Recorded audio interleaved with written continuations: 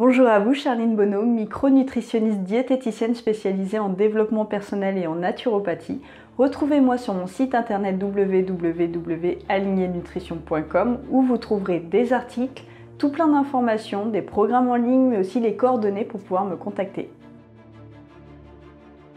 Donc dernière vidéo sur cette série de 4 petites vidéos qui vous apportent des clés pour booster votre énergie pour avoir une super année. Donc si vous n'avez pas vu les précédentes vidéos, je vous invite à les regarder, surtout la première, ça vous explique un peu l'hypothèse qui se cache et pourquoi je vous ai fait ces vidéos, donc très important.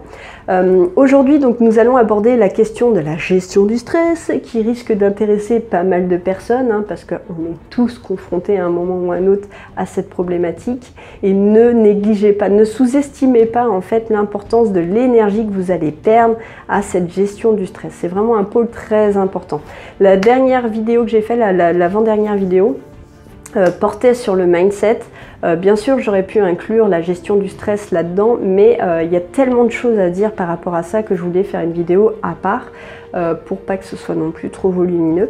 Donc là, je vais vous apporter plusieurs clés. En fait, la gestion du stress, il y a vraiment pas mal d'outils et c'est le fait de cumuler en fait ces outils qui va vous permettre déjà de limiter les efforts. C'est vraiment mon approche en tout cas, c'est d'éviter de prendre qu'un seul outil parce que plus vous en avez et plus c'est facile en fait d'agir parce que ça va se cumuler, il va y avoir une synergie entre ces outils. Donc aujourd'hui, je voulais vraiment insister là-dessus. Le stress, c'est quelque chose qui à la base est indispensable. Nous avons besoin du stress pour pouvoir avoir un petit peu d'adrénaline, un petit peu de challenge. Si nos vies étaient dépourvues de stress, sincèrement, on s'embêterait énormément. Et puis de toute manière, on sera en dépression totale. À partir du moment où tout va bien, et c'est pour ça que même quand on se fixe un challenge et qu'on l'atteint, rapidement il va falloir s'en fixer un autre parce que sinon, le fait de stagner dans sa vie, c'est pas du tout quelque chose qui est épanouissant.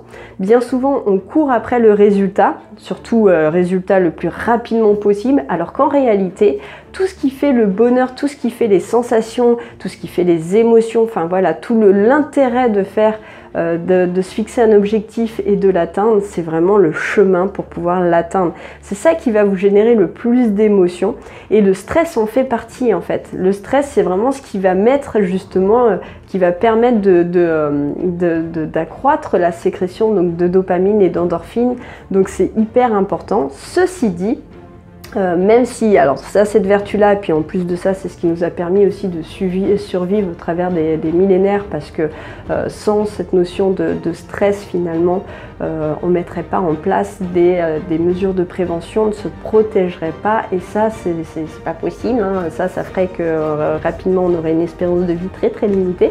Donc le stress est indispensable, nécessaire, mais ceci dit, ne doit pas non plus être comment dire, sécrété, enfin pas sécrété, déclenché en fait et non canalisé parce que forcément ça coûte très très cher à l'organisme.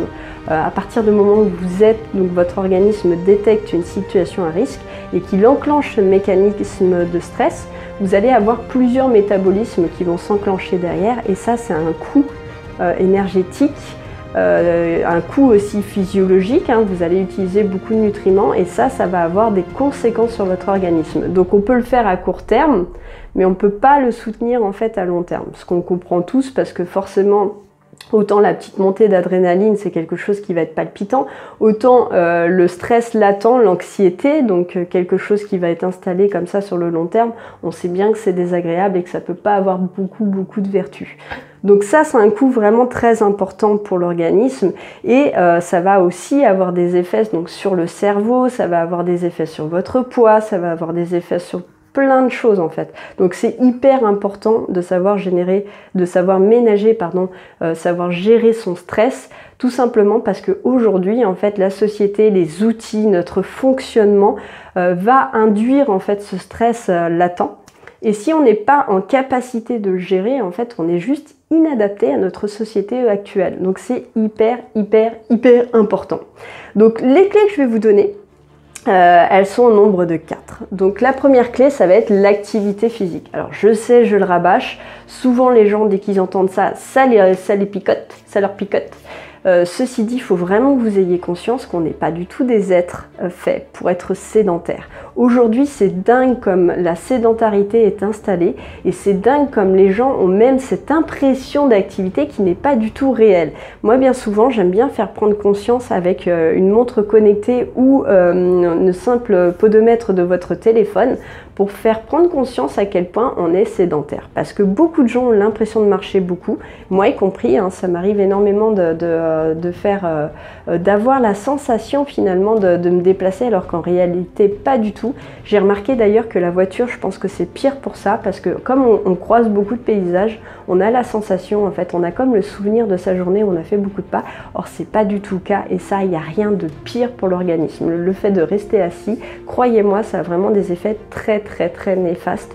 Et ça, vous voyez, par rapport à même une bonne alimentation, ça va avoir un impact bien plus négatif. Donc c'est hyper important d'avoir quand même un minimum d'activité physique. Je n'ai pas parlé de sport, je ne vous dis pas de faire 1 heure de jogging intense, mais en tout cas de marcher, de veiller à avoir au moins 7500 pas dans la journée. Je vous assure que c'est pas facile et pour ça vous pouvez utiliser votre téléphone. Donc ça, en fait, je donne plein d'astuces aussi dans mon fameux programme Booster votre rentrée parce que c'est hyper important. Je vous donne des idées, des astuces pour installer du sport, enfin de l'activité physique, une activité en fait, et je vous propose plusieurs types d'activités qui vont vous permettre vraiment d'apporter ce dont votre corps a besoin au minimum. Donc, et comment l'instaurer pour que ce soit le plus facile. Donc si ça vous intéresse, je vous invite à regarder donc le lien qui sera donc dans la description avec le lien pour mon programme Booster votre rentrée qui vous explique tout ça, qui vous donne pas mal d'astuces par rapport à ça. Je donne également des astuces sur les prochaines clés, donc vous retrouvez tout ce contenu en fait en beaucoup plus développé forcément dans mon programme. Donc la deuxième clé, ça va être la respiration. C'est hyper important. Tout comme l'activité physique, en fait, ce qui est important dans l'activité physique, c'est aussi ce cardio, cette respiration qui va s'intensifier. Eh bien, sachez que la respiration, c'est hyper important. On s'en rend même pas compte, mais en fin de compte, on respire très mal. Et moi, la première, en fin de compte. Je me rends compte, vous voyez, là, même pendant cette vidéo, que finalement, je suis tout le temps dans la partie haute de mes poumons et je ne respire jamais avec mon ventre. Et ça, c'est absolument quelque chose qui est mauvais, en fait, qui va déclencher justement tout l'arc réflexe du stress. Donc, c'est hyper important de prendre le temps de faire des respirations qui soient longues et qui permettent de gonfler donc le bas du ventre, faire une respiration abdominale. Donc ça, c'est des choses que je développe encore une fois dans mon programme si ça vous intéresse. Donc, vous pouvez trouver des exercices très simples, très rapides sur YouTube par exemple de respiration. Ça peut être de la méditation, vous pouvez le faire dans plein de contextes. Donc vous pouvez forcément trouver quelque chose qui soit adapté à vos contraintes, tant au niveau du temps que au niveau de vos goûts. Donc pas d'excuses, mettez de la respiration, c'est facile, c'est gratuit et ça a vraiment beaucoup d'impact positif. Il y a les plantes aussi qui peuvent vous aider. Là, c'est quand on est vraiment dans un processus de gestion de stress qui est un petit peu plus compliqué. Quand vraiment vous êtes allé au-delà et que vous avez une mauvaise gestion de stress et que c'est installé depuis pas mal de temps, là je recommande plutôt les plantes. Alors ça peut être des huiles essentielles, ça peut être des tisanes, ça peut être aussi des teintures mères, des choses comme ça. Vous pouvez trouver toutes sortes de plantes en fait. Ça c'est encore une fois des astuces que je donne dans mon programme avec des plantes qui soient plus ou moins adaptées, puis des outils voilà, qui vous conviennent mieux en fonction de vos habitudes hein, bien sûr. Donc les plantes c'est super, il y en a vraiment toutes sortes qui peuvent aider pour plusieurs types de stress, pour plusieurs types de gestion de stress, parce que ça peut être un problème de sommeil, ça peut être un problème de nervosité, ça peut être quelque chose qui est plutôt émotionnel. Donc il y a vraiment des plantes différentes qui peuvent vous aider à ce niveau-là. Et donc quatrième chose, le sommeil, hyper important. Et là vraiment je peux vous en parler en connaissance de cause parce que avec bébé, en ce moment je prends conscience de à quel point ça peut être très compliqué de se sentir normal quand on est privé de sommeil. Donc ne négligez pas l'impact du sommeil, surtout si vous avez l'impression que vous êtes un petit dormeur depuis très longtemps. En réalité, il y a très peu de personnes qui ont besoin de peu de sommeil, contrairement à ce qu'on pense. Je crois que c'est de l'ordre de 5 à 10%, donc c'est très peu finalement. Et pourtant, quand on pose la question aux gens, tout le monde pense être quelqu'un qui n'a pas besoin de dormir beaucoup. Donc ce n'est pas vrai, ce sont des habitudes de vie. Bien souvent, souvent c'est parce qu'on retarde l'heure du coucher, parce qu'on a envie de profiter un petit peu de sa soirée, ce qui veut dire que peut-être que la journée ne nourrit pas assez suffisamment. Donc là je vous invite à regarder vraiment à vous interroger en fait sur votre planning et ce qui reflète réellement vos valeurs, c'est important. Et est-ce que vous pouvez pas glisser des activités au long de votre journée pour que dans le fond vous ayez eu l'impression de profiter de votre journée, que ce soit plus facile de vous coucher plus tôt. Donc voilà ces 4 clés pour vous aider à gérer ce stress. C'est simple, c'est facile à mettre en place, donc vraiment je vous invite à le faire.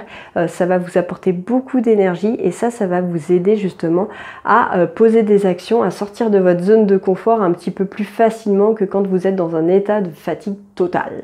Voilà, donc c'est déjà fini pour cette série de vidéos. Ça m'a fait très plaisir de vous parler de ça, j'espère vraiment que ça va vous aider. N'hésitez pas à me laisser des commentaires, à partager ces vidéos, à liker et à vous abonner à ma chaîne hein, si ça vous a plu. Et puis donc à me laisser des commentaires pour savoir s'il y a des choses qui n'ont pas été claires, si vous souhaitez justement des approfondissements sur certaines choses. Et puis sinon nous on se retrouve comme d'habitude bientôt pour une prochaine vidéo. Bye bye.